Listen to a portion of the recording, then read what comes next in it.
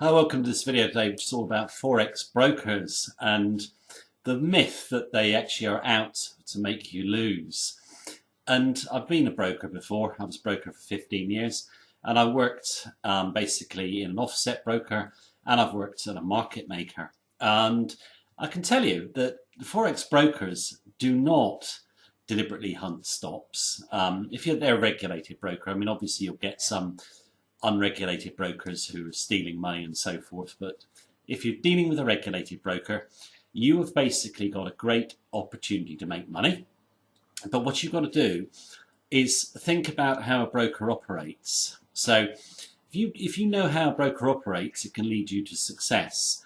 And one of the things you notice when you're a broker is how many clients lose. You see it graphically each day as accounts get wiped out. And 90% of the accounts or more basically end up with no money in them. Now, a broker knows this. So a broker will work on the basis that if he's an offset broker, he wants you to trade a lot. It's better you lose a lot of commission on the way down than, just trading frequently, lose your money on one trade.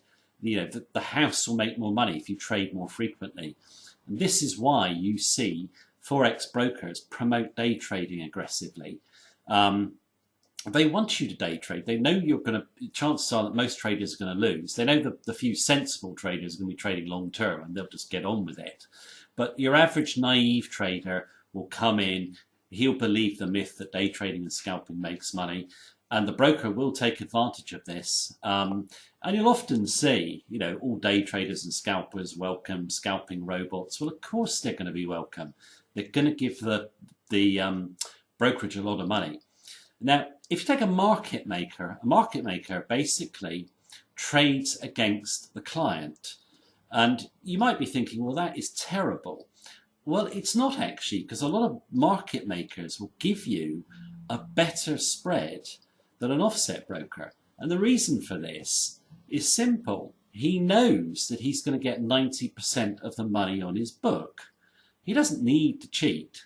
They're the statistics. And, I've actually worked at a market maker once who actually charged incredibly tight spreads. And they didn't bother cheating anyone. They didn't need to. They just waited for the money to end up on their book. So they had a book of money and they had a reserve, because obviously at certain times a client will get lucky. A lot of clients together, they'll get a big trend and they'll be taking money off the market maker. But it never lasts, because they always manage to blow themselves up by hanging on too long, or basically, just putting in too much into the trade, gearing up too far, believing it will last forever. So the market maker is normally prepared for this, and he waits, and eventually all the money comes onto his book. So a market maker, he's just playing the odds. The odds are that over 90% of traders are going to lose. He's going to take the money. He can give better spreads in a lot of occasions, but this is fine for him. But it's also great for the trader who actually bothers to get an education, doesn't believe the myths about scalping and day trading making money. The longer term trader who doesn't trade very frequently is not a trader a broker likes, because the broker knows that those traders will make money if they're a market maker. And also, if you're an offset broker, they know they're not going to get much commission out of him. So your broker actually is there. He's not your enemy. He's not your friend. You should never take advice from a broker.